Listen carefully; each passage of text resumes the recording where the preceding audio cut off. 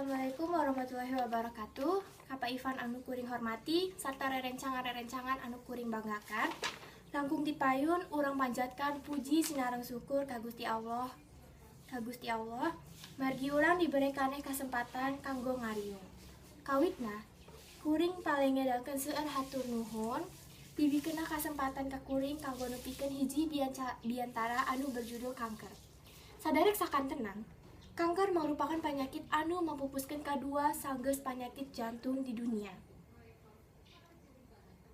Kanker tiasa narajang sagala rupa organ dina salira, mimiti di kanker darah, kanker otak, kanker rahim, serta seueur keneh deui.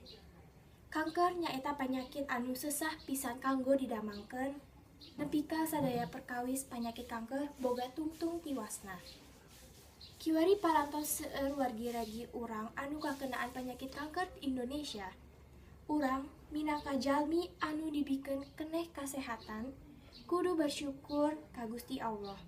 Sarta urang oge wajib masihan sumanget sarta pangrojong ka wargi-ragi urang anu kakenaan penyakit kanker. Margi kalolobaan ti maranehna teh parantos pites sumangetna sarta nganggap maranehna mustahil damang.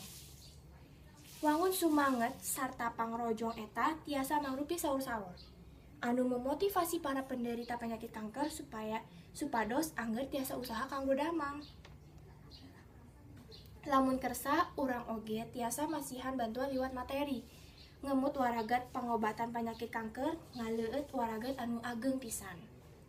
Penderita kanker henteu keunying dibedakeun semua wonten dikucilkeun.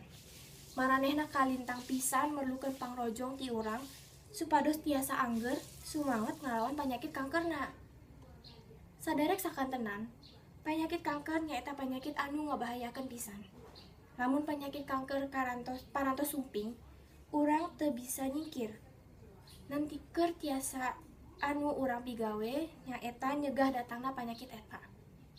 Ngajagi pola jumeneng kalawan ngajauhan leueutan ngandung zat kimia, henteu ngudut karasong olahraga sok berdoa memohon kesehatan merupakan cara anu mawi sae kanggo nyegah penyakit kanker.